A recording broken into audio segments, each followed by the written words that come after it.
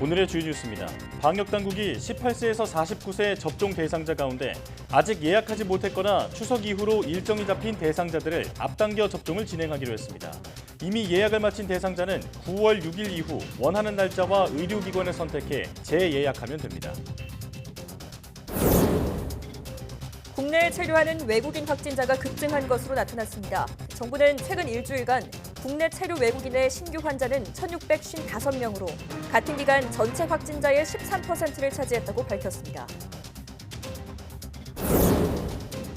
내년도 예산안이 사상 처음으로 600조 원을 돌파할 것으로 보입니다. 당정은 델타 변이 등으로 코로나19 위기가 길어지면서 민생 어려움이 날로 커져 예산 확대가 불가피하다고 설명했습니다. 미국 식품의약국 FDA가 지난해 12월 긴급 사용을 승인했던 화이자의 코로나19 백신에 대해 16세 이상 사용을 정식 승인했습니다.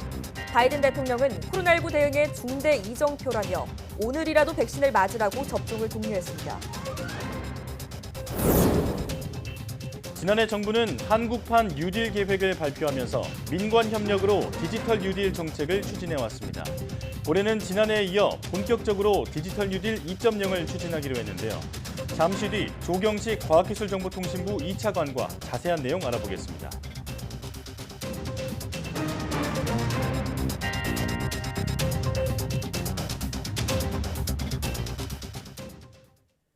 여러분 안녕하십니까? 사이언스 투데이 시작합니다. 18세에서 49세 연령층의 코로나19 백신 접종이 오는 26일 시작되는 가운데 추석 이후로 접종이 예정됐거나 아직 예약하지 않은 대상자들은 접종 일정을 앞당길 수 있게 됐습니다. 코로나19 예방접종 대응추진단은 미국 제약사 모더나의 백신 공급 물량 확대에 따라 다음 달 6일 이후 의료기관별 접종 예약 가능 인원을 늘린다고 밝혔습니다. 추진단은 모더나 백신 등 9월 초까지 도입되는 물량을 활용해 18세에서 49세 접종 대상자 중 아직 예약하지 못했거나 추석 이후로 일정이 잡힌 대상자들을 상대로 일정을 앞당겨 접종을 진행하기로 했습니다.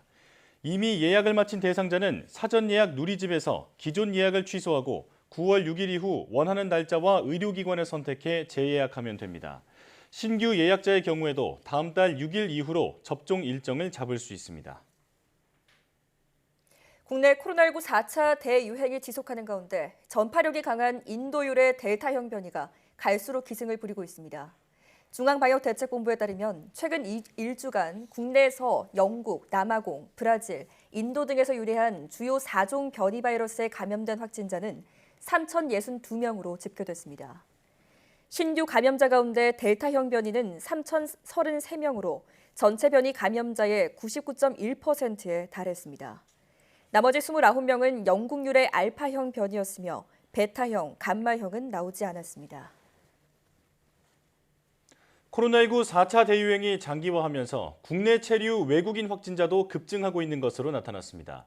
중앙재난안전대책본부에 따르면 최근 한 주간 국내에 체류하는 외국인 신규 확진자는 1,665명으로 이 기간 전체 확진자의 13.6%를 차지했습니다. 직전 주의 11.1%에 비해 2.5%포인트 상승한 수치입니다.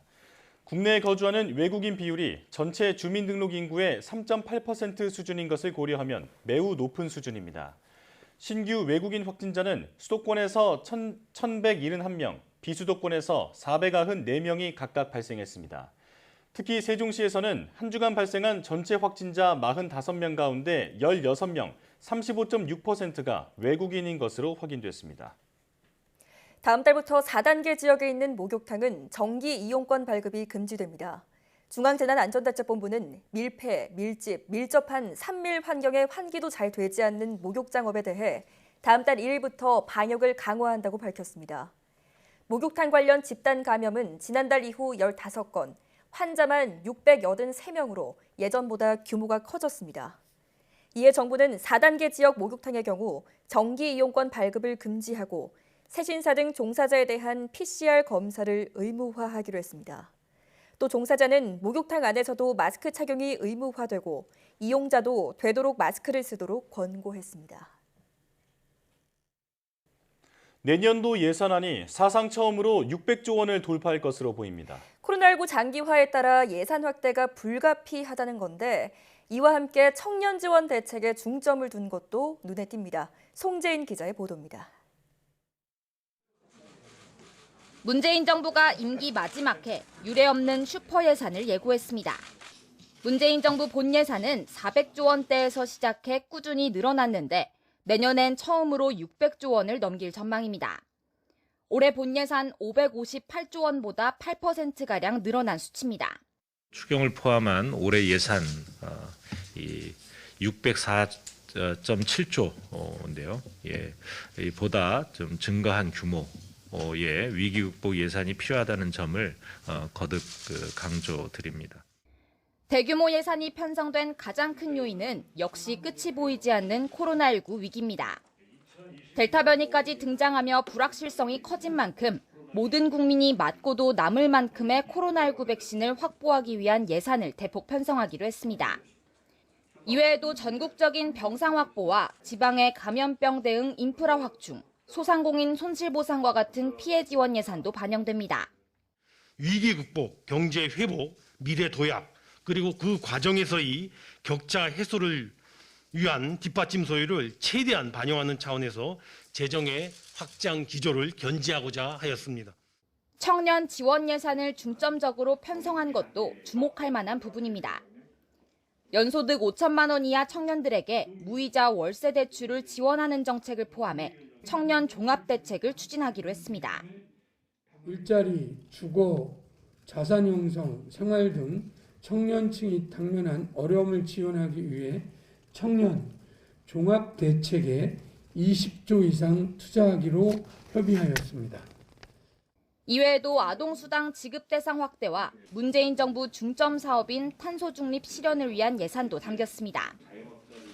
국회는 다음 달부터 오는 12월까지 내년도 예산안의 최종 규모와 세부안을 심의할 계획입니다. YTN 송재인입니다. 한국경제의 뇌관으로 지적되는 가계부채 등이 담긴 가계신용 잔액이 사상 최대치를 기록했습니다. 올 2분기 말 가계신용 잔액은 1,805조 9천억 원으로 1분기 말에 비해 41조 2천억 원 증가해 또다시 사상 최대치를 기록했다고 한국은행이 밝혔습니다. 1,805조 원의 가계신용 잔액은 관련 통계 작성이 시작된 2003년 이래 가장 많은 수치입니다. 가계신용이란 가계가 은행이나 보험사, 대부업체 등에서 받은 대출에 결제 전 카드 사용 금액인 판매 신용까지 더한 포괄적 가계 부채를 의미합니다.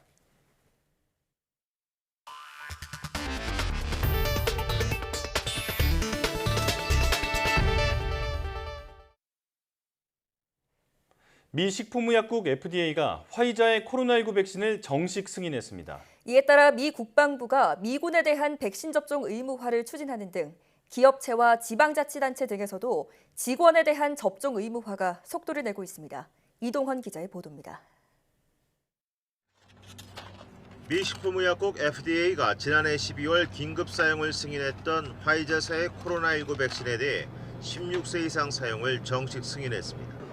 지난 5월 정식 승인 신청 이후 4개월도 안 돼 나온 FDA 사상 가장 빠른 승인 결정입니다.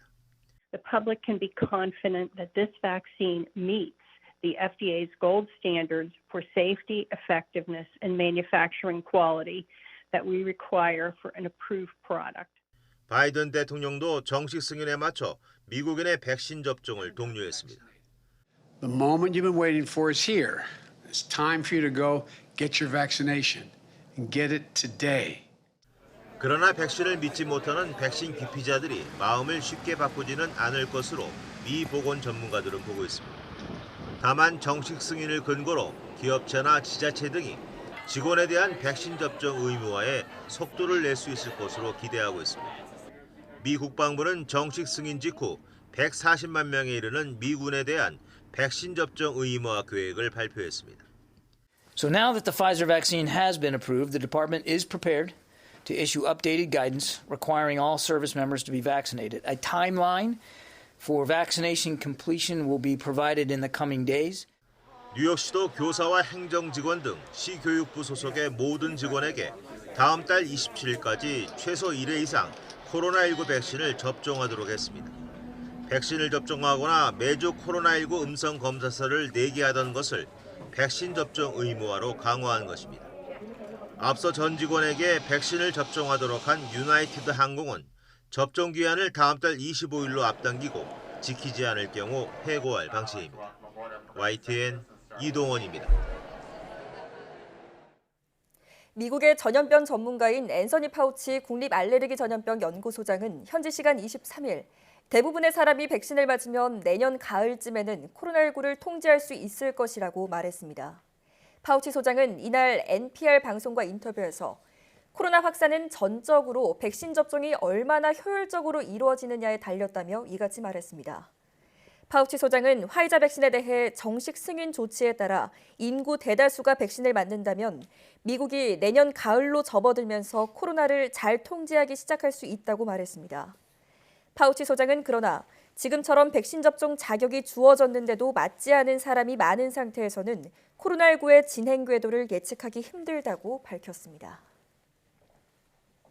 도널드 트럼프 전 미국 대통령이 지지자들로부터 야유를 받는 흔치 않은 상황이 벌어졌습니다. 코로나19 백신을 맞으라고 권고를 했다가 벌어진 일입니다. 보도에 최문석 기자입니다.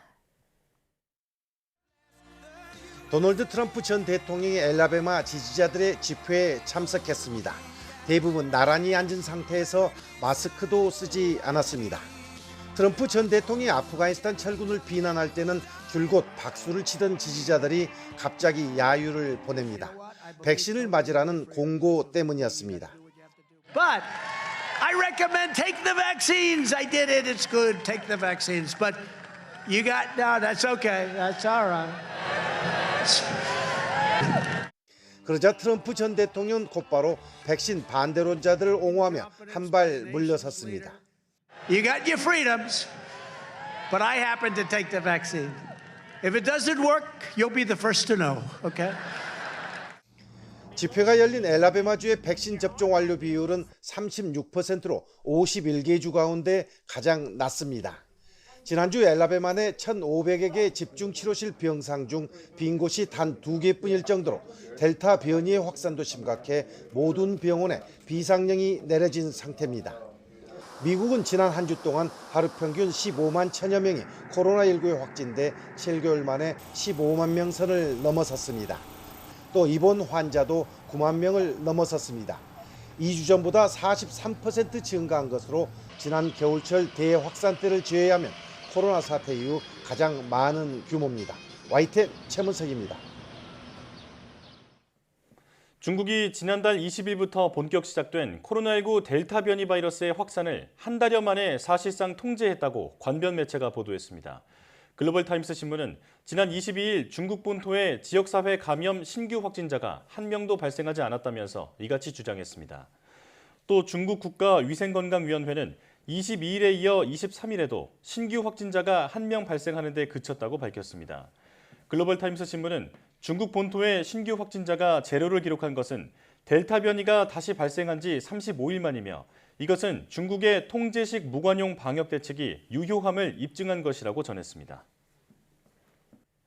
아프가니스탄을 점령한 이슬람 무장조직 탈레반이 외국 군대 철수 시한인 이달 31일 이후에도 시민들이 해외로 떠나는 것을 허용하겠다고 밝혔습니다. 영국 BBC 방송에 따르면 탈레반 정치국 대변인 수하일 샤히는 시민들에게 남아서 나라를 재건하라고 독려하고 있지만 적합한 증빙 서류를 소지한 사람들이 떠나는 것을 막지는 않겠다면서 이같이 말했습니다. 샤힌 대변인은 이어 시민들이 여권을 가지고 있다면 언제든지 상업용 항공기를 탈 수 있다고 BBC에 말했습니다. 반면 외국 군대가 시한 내에 철수하지 않는다면 중대한 결과가 나올 수 있다고 경고했습니다.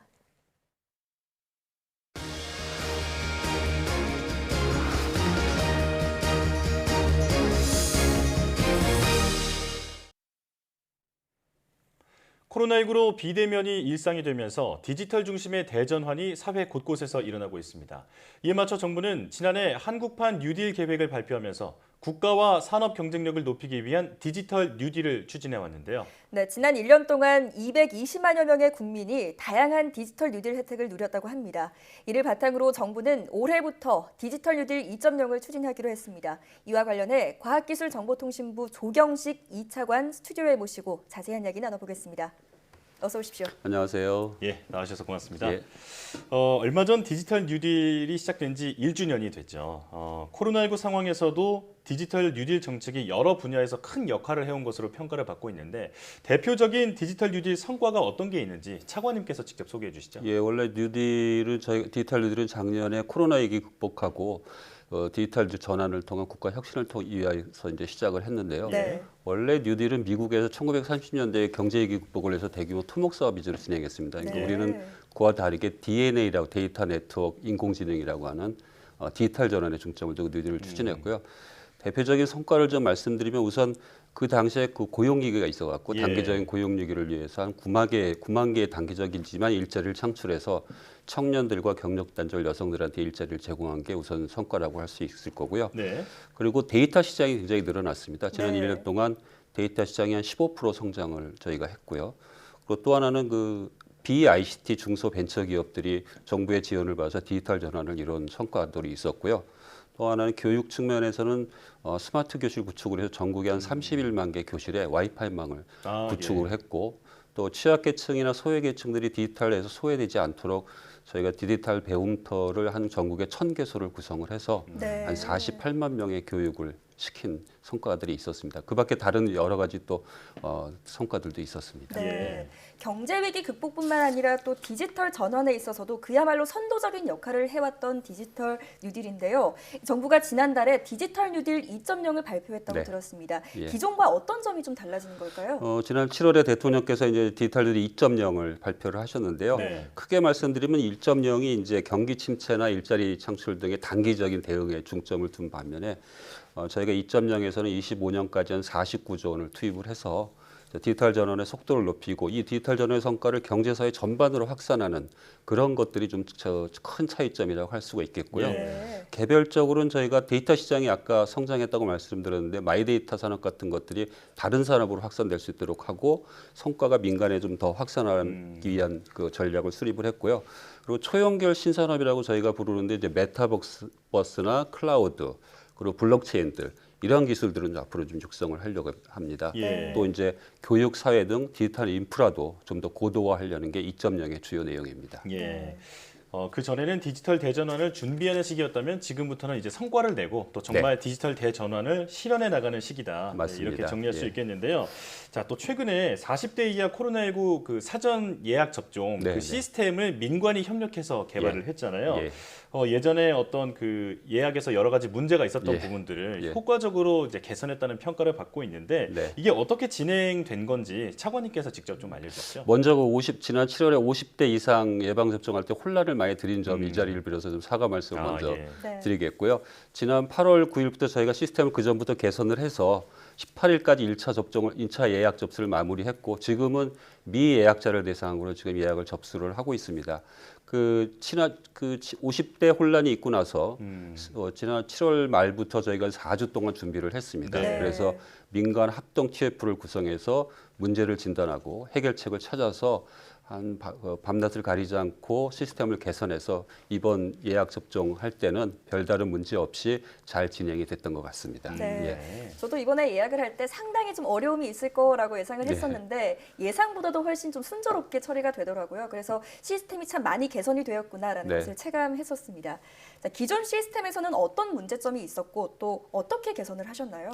언론에서도 보도됐지만 가장 큰 문제는 대기 시간이 굉장히 길었다는 네. 문제가 있었고 또 하나는 접속이 아예 안 됐다. 네. 그리고 접속을 하고 대기 중에 튕겨나갔다. 이런 문제들이 있었는데 저희가 이제 현장 가보고 문제를 진단해 가장 큰 문제는 그 본인 인증 부분이 막혀 있었다는 네. 것입니다. 그러니까 질병청 시스템에서 본인 인증과 예약을 같이 하다 보니까 질병청 예약 시스템 과부하가 걸려서 네. 그런 문제가 발생을 했는데요.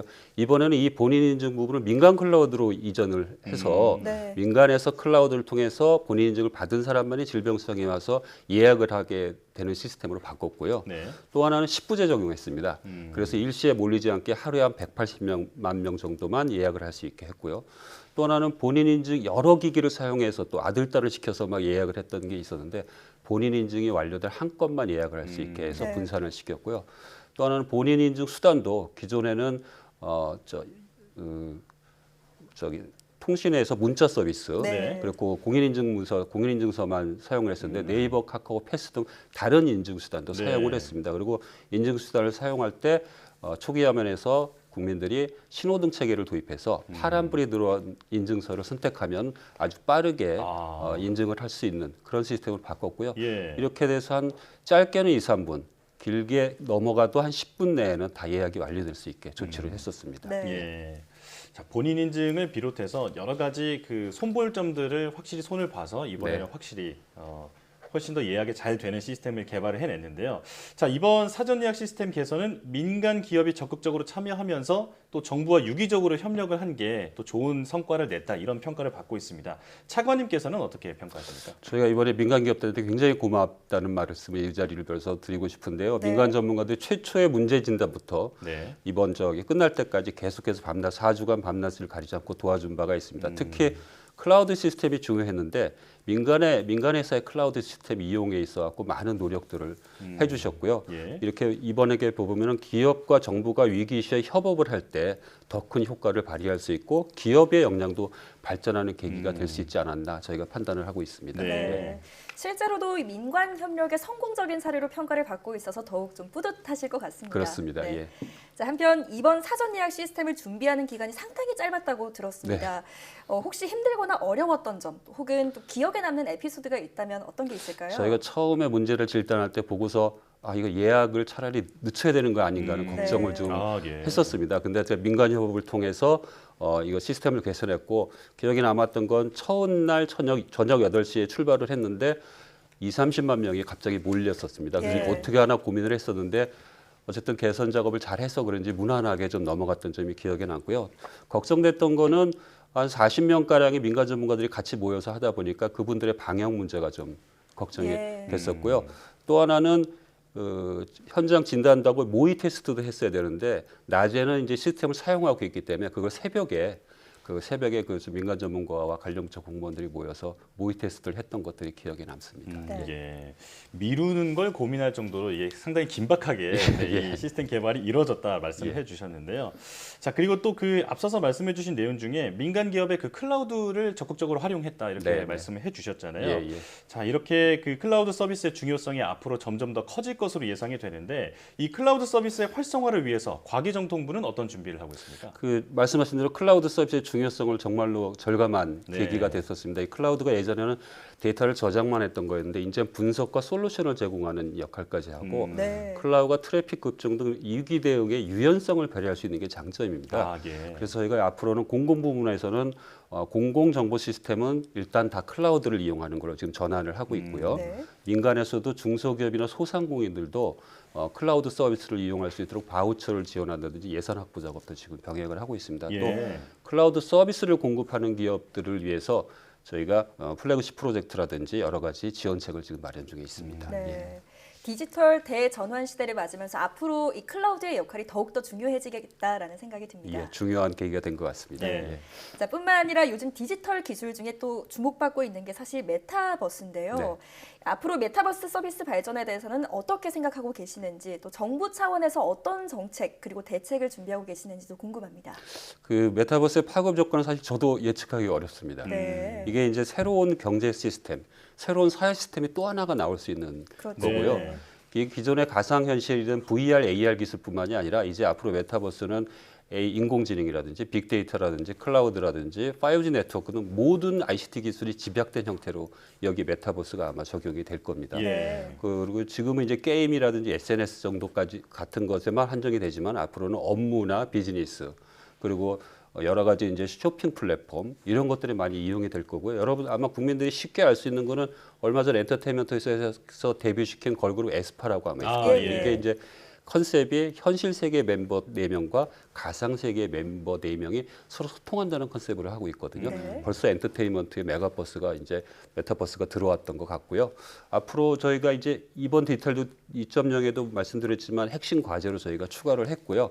정부의 기본 방침은 민간이 주도하되 정부가 지원하는 방향으로 추진하려고 합니다. 그래서 저희 정부에서는 관련 기술을 개발하고 붐을 조성하려고 하고 있고요. 또 하나 중요한 게 또 다른 세계가 있기 때문에 현실 세계에 있던 규범이나 법률 같은 것도 필요할 수가 있습니다. 그래서 그러한 작업들도 정부가 지금 준비 중에 있습니다. 말 그대로 새로운 세상을 이제 구상하는 기술이다 보니까 여러 가지 이제 제도적인 뒷받침도 따라야 할 것 같습니다. 그렇습니다. 자, 그리고 또 메타버스와 함께 조금 생소한 단어가 하나 또 나오는데요. 디지털 트윈입니다. 이게 그 어떤 기술인지 어떤 말로 들었을 때 이해가 잘 되지 않거든요. 디지털 트윈이 어떤 뜻인지 그리고 사례와 어떤 발전 방향까지도 알려주시죠. 그 디지털 트윈이라는 게 이제 트윈이 쌍둥이라는 건데요. 실제 사물의 특징을 그 가상 세계에서 똑같이 구현을 하는 겁니다. 그래서 시뮬레이션을 해서 분석을 하고 예측을 해서 의사결정에 도움을 주는 기술이 이제 디지털 트윈 기술인데요. 가상 공간에서 모의 실험을 할 수 있기 때문에 재난이라든지 그다음에 제조업 등의 분야에 많이 아마 응용이 될 수 있고요. 전국토를 3D로 디지털 트윈으로 구성을 하면은 교통이라든지 재난된 것을 모의 실험을 통해서 미리 분석을 하고 예측을 할 수 있게 되는 시스템을 구상할 수 있게 되는 겁니다. 또한 우리가 들어가지 못하는 지하 공동구 같은 데도 관련 데이터를 넣어서 디지털 트윈을 구성을 하면은 그 사고 위험성 같은 것도 예측을 할 수 있는 그런 시스템이 될 거고요. 저희가 앞으로 9월 달에 저희가 디지털 트윈 활성화 전략을 발표를 하려고 합니다. 그래서 관련 기술 개발이라든지 모델링 기술 같은 그런 것들을 하고 그다음에 이것도 이제 제도 개선 방안이 있으면 저희가 추진을 하려고 하고 있습니다. 자, 말씀하셨듯이 앞으로 더욱 다양한 분야에서 활용을 할 수 있겠다라는 생각이 듭니다. 자, 앞으로 다가올 디지털 대전환 시대 정부의 역할은 무엇이라고 생각을 하시는지 또 구체적으로 어떤 준비를 하고 계시는지도 궁금합니다. 코로나 때문에 위기 극복 과정에서 디지털의 중요성이 굉장히 인식이 많이 되고 모든 국민이 아마 느꼈을 겁니다. 저희도 아마 이 디지털이라는 게 우리 삶의 기본 인프라가 될 거고 아마 국가 성장 동력의 핵심 동력이 될 거라고 봅니다. 그래서 저희 목표는 디지털 혁신 국가 건설이 정부의 목표입니다. 그래서 이 혁신 국가를 위해서 우선 25년까지 한 48조 원을 투자해서 아까 말씀드린 디지털 뉴딜 2.0을 지속적으로 추진을 할 생각을 하고 있고요.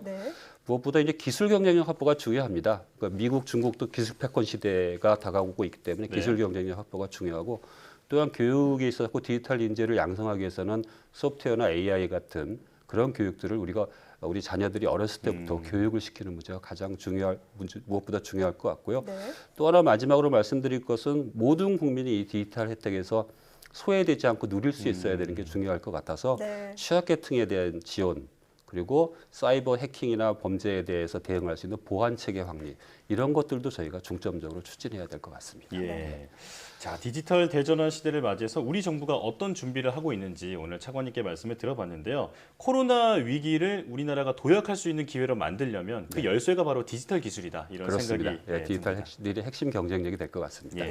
자, 과학기술정보통신부가 앞으로 선도적인 역할을 해주시길 기대하겠습니다. 감사합니다. 지금까지 과학기술정보통신부 조경식 제2차관과 함께했습니다. 고맙습니다. 감사합니다.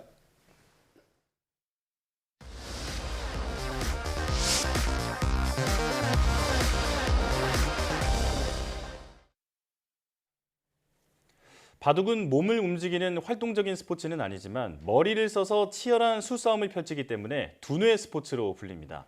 몇 해 전 알파고와 이세돌 구단의 대국을 통해 바둑 열풍이 크게 일기도 했죠. 사이언스 라이프에서는 바둑에 담겨있는 과학 원리를 분석해 보겠습니다. 화면으로 함께 만나보시죠.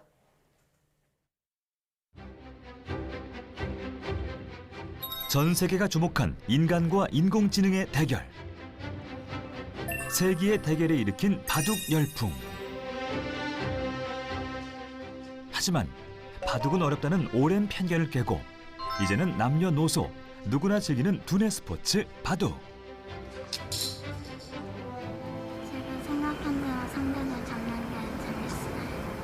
바둑이 즐거움이 있거든요. 또 여기에 몰입을 할 수도 있고 바로 아무 생각도 안 들어가요. 이걸 하면은. 작은 바둑판 위에 치열한 대결. 흑백의 승부 속 과학의 세계로 지금 들어가 봅니다. 서울특별시 송파구에 위치한 한 바둑학원. 매일 이곳을 찾는다는 고화순 씨를 따라가 봤습니다. 고화순 씨는 얼마 전부터 바둑을 전문적으로 배우기 시작한 후 그 매력에 푹 빠졌다고 합니다.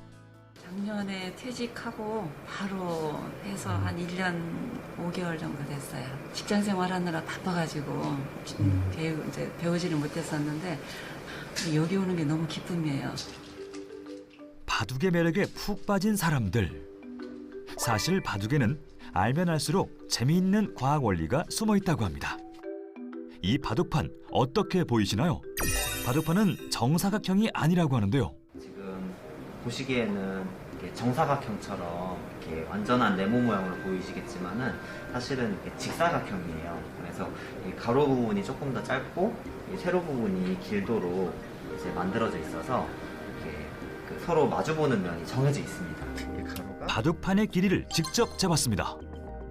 가로는 42cm고요. 세로가 이제 45cm인데 만약에 이제 딱 맞게 제작이 된다면은 더 이상 돌이 도저히 움직일 수 없을 만큼 이제 대국이 되다 보니까 세로를 조금 더 길게 이제 45cm로 이제 제작이 되었습니다. 바둑판이 직사각형이어야 하는 이유, 바로 바둑돌의 크기 때문이라는데요. 바둑알의 크기는 흑백 평균 직경 22mm 정도인데요. 실제로는 백돌이 흑돌보다 약간 작습니다. 그 이유는 흰색이 실제보다 더 커 보이는 착시 효과가 있기 때문에 백돌을 약간 작게 만들어야 눈으로 볼 때 똑같이 느껴지기 때문입니다. 45cm라는 길이의 비밀. 미국의 문화인류학자 에드워드 홀의 주장에서 찾을 수 있었습니다. 바둑판의 길이 45cm 쪽을 세로가 되게 놓아 두 사람이 양 끝단에 마주 앉으면 서로 친밀감을 가질 확률이 높다는 과학적 통계에 근거해서 바둑판을 제작했다고 합니다. 사람 사이 친밀감의 거리 45cm. 그리고 흑돌보다 작은 백돌의 크기.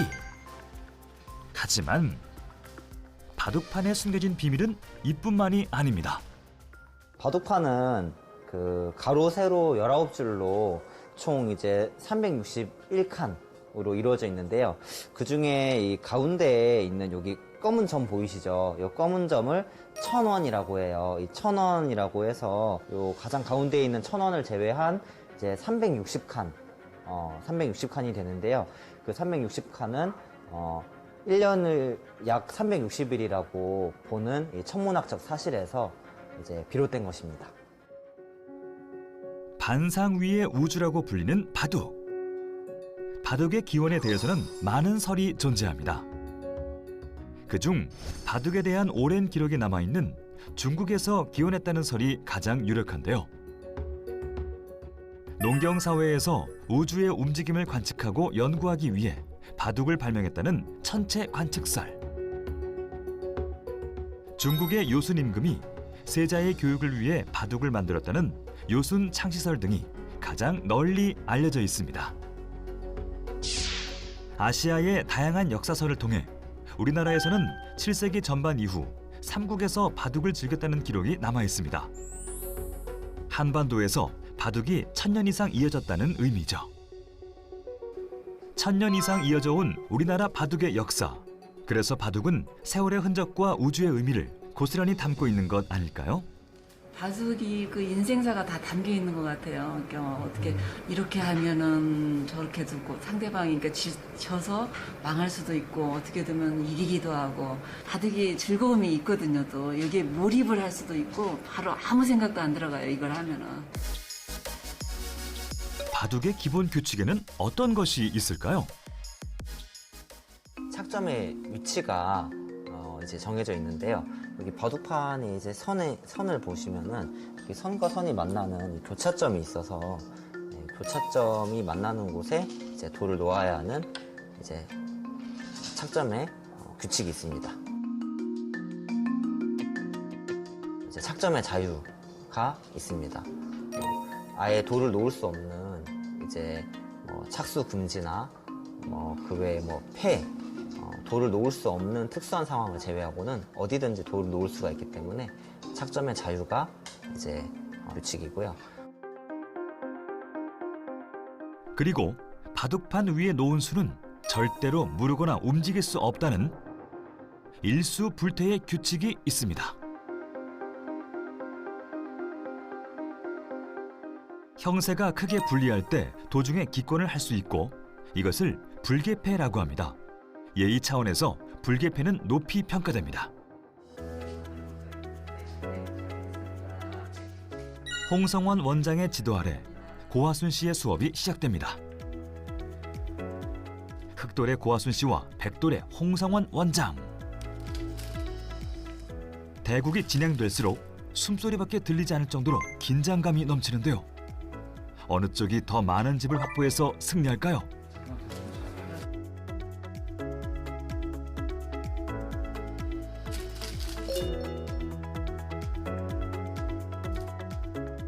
두 번을 둬서 이렇게 잡는 행마가 아니라 필요한 자리만 한 번에 두는 행마를 두시게 되면 훨씬 바둑을 효율적으로 두실 수가 있겠죠. 그런데 바둑 경기에서는 기술의 변화가 필요하다는데요. 바둑은 경기가 진행됨에 따라 요구되는 바둑 기술에서도 차이가 납니다. 먼저 바둑에서 초반 단계를 포석이라고 하는데요. 집을 더 많이 차지하거나 나중에 싸움을 할 때 유리하도록 요소에 돌을 배치하는 단계입니다. 포석에서는 진영의 구도와 관련된 공간 지각력이 가장 중요한데요. 유기적으로 움직이는 행마에 힘써야 합니다. 바둑의 중반 단계는 전투입니다. 본격적으로 싸움이 벌어지는 단계이기 때문에 변화를 읽는 수익기와 상대의 수를 예측하는 추리력이 가장 중요한데요. 자신이 유리한지 불리한지 형세를 판단해서 공격적으로 나갈지 아니면 수비적으로 대응을 할지 방향을 정하게 됩니다. 경기 진행에 따른 기술의 변화. 바둑에서는 이렇게 두뇌 플레이가 많이 필요한 이유가 있다고 합니다. 현재 관측이 가능한 우주에 존재하는 전체 원자의 수보다 더 많은 경우의 수를 바로 바둑이 가지고 있기 때문입니다. 바둑의 경우의 수 얼마나 될까요? 바둑은 지금까지 수천 년 동안 수많은 사람이 두어왔는데요. 여태껏 단 한 판도 똑같은 바둑이 두어진 적이 없습니다. 앞으로 수십만 년의 시간 동안 더 많은 사람이 두더라도 마찬가지일 텐데요. 그만큼 바둑은 변화가 무궁무진합니다. 바둑판이 가로 19줄, 세로 19줄로 구성되어 있는데 따라서 361개의 가능한 착점이 존재하기 때문에 바둑의 경우의 수는 361 팩토리얼로 계산을 하는데요. 이것은 무한대에 가까운 수입니다. 바둑 수업이 진행 중인 교실 안. 퇴직 후 60대에 바둑을 시작한 고하순 씨부터 초등학생 정재인 양까지 다양한 연령대가 바둑을 즐기고 있습니다. 제가 배워보고 싶어서 배워봤는데 생각하는 것도 재밌고 이기는 것도 재밌어요. 바둑이 조기 교육으로도 각광받으며 어른 못지않은 고수의 실력을 가진 학생들도 많다고 합니다. 두뇌 발달과 인성 함양에 도움이 된다는 바둑. 최근 바둑 교육의 열풍은 한 대국으로 인해 더 크게 일었는데요. 대한민국 바둑이 아시아를 넘어 인공지능과 맞붙은 이세돌 구단과 알파고의 세기의 대결로 전 국민의 관심이 바둑판 위로 몰렸습니다. 알파고가 배운 바둑, 거기에도 과학이 숨어 있다고 하는데요. 먼저 딥러닝이란 인간의 신경세포, 즉 뉴런의 구조를 본떠 만든 인공신경망 기계학습 기법인데요. 마치 인간이 수없이 바둑을 두고 기보를 놓아보면서 공부를 하고 또 정석과 같은 좋은 수를 외우는 것처럼 딥러닝으로 수많은 정보를 축적하며 경험을 통한 개선이 인공지능에 계속 쌓이게 됩니다. 몬테카를로 트리 탐색이란 경우의 수에 따라 갈라질 수많은 트리 중 최적의 트리를 찾아내는 방법입니다. 경우의 수가 너무 많을 때 무작위로 뽑은 상황에서 가장 승률이 높은 값을 구하는 방법인데요. 경우의 수가 많은 바둑의 경우에 적합한 학습 방법입니다. 몬테카를로 기법이 발명되기 전에는 컴퓨터의 경우 한 수가 주어질 때마다 모든 경우의 수, 즉 불필요한 수들까지 다 탐색하고 비교해야 했던 거죠. 그러니까 굉장히 비효율적이었다고 할 수 있는데, 몬테카를로 트리 탐색은 하위 트리에서 임의로 표본을 추출한 후 탐색을 하게 됩니다. 따라서 훨씬 더 효율적으로 가능한 수들을 추려낸 후 최적의 수를 찾아가기 때문에 인간을 능가할 수 있게 된 것이죠. 두뇌 스포츠인 바둑은 기억력을 이제 향상시켜주고 또 집중력과 사고력을 이제 증진시켜주는 최고의 두뇌 스포츠라고 할 수 있습니다. 그래서 어린 학생들부터 이제 성인들 그리고 노년에 이르기까지 정말 이 최고의 두뇌 스포츠인 바둑을 많은 분들께서 배우고 즐겁게 즐기셨으면 좋겠습니다. 작은 바둑판 위에서 공격과 수비, 치열한 싸움과 타협이 이뤄지는 두뇌 스포츠 바둑. 알면 알수록 재밌는 바둑의 세계로 빠져보는 건 어떨까요?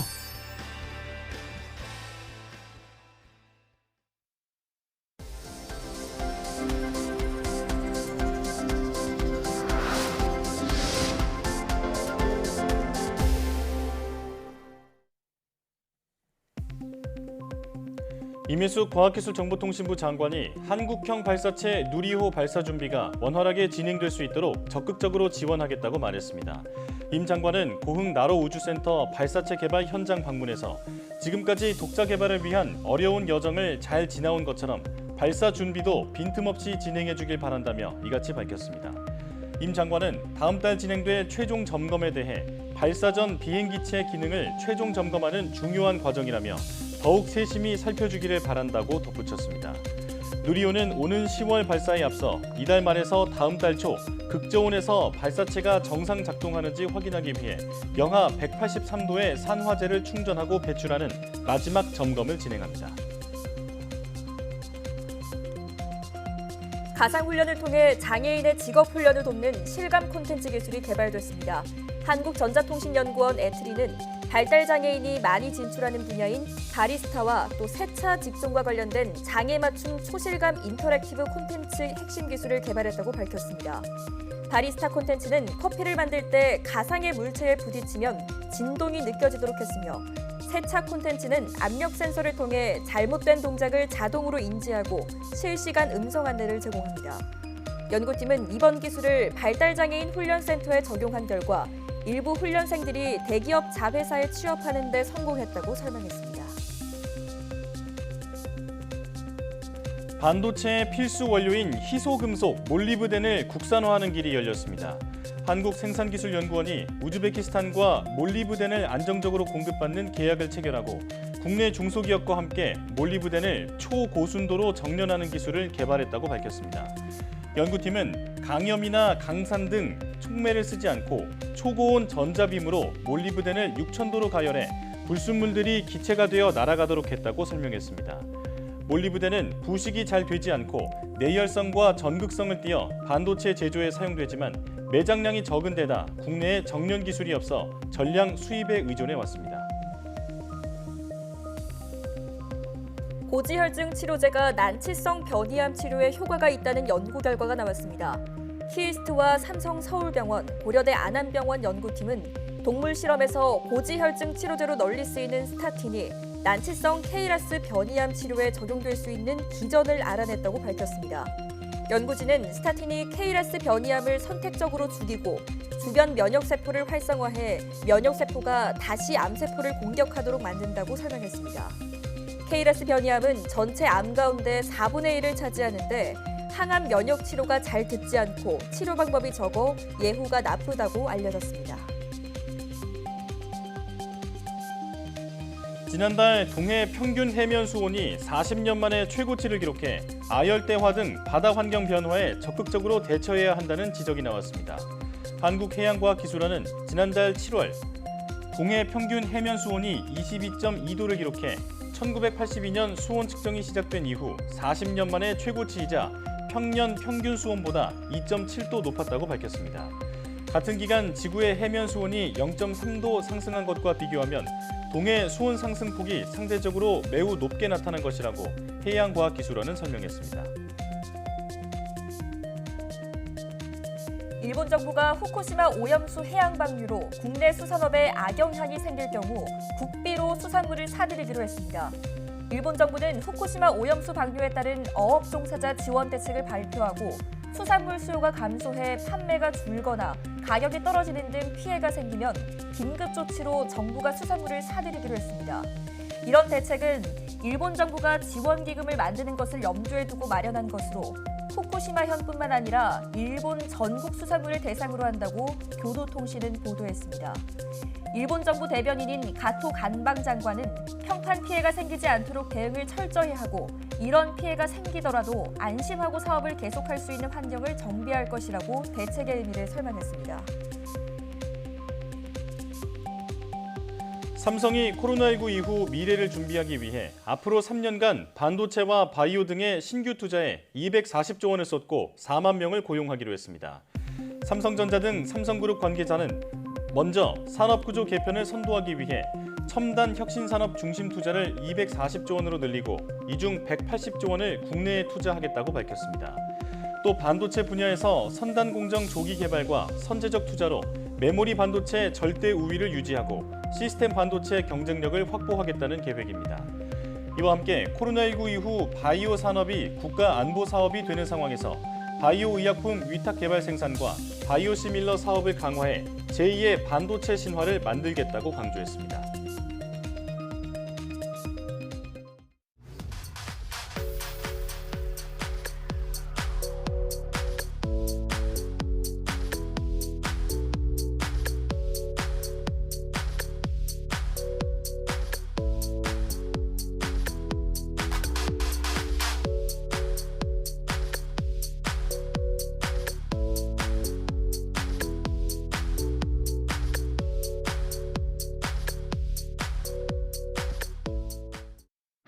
김포에 있는 통진읍 귀전 2일이래 2일. 아 근데 여기 길이 뭐야? 집이다.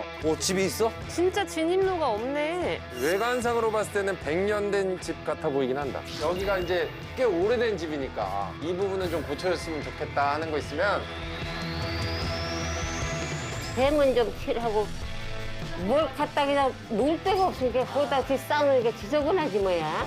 그런데 보도하는 거 좀 깔아준다니까 그거 좀 깔아주시고.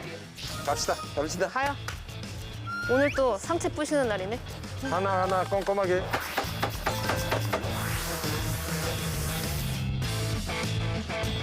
그리고 저희가 또 선물을 또 준비했어요. 뭐죠?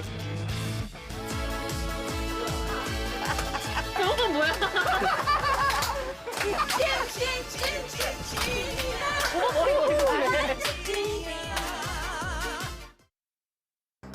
꼼꼼한 수리는 물론 의료인의 웃음까지 책임지는 고쳐듀오. 보기만 해도 기분이 흐뭇해지네요.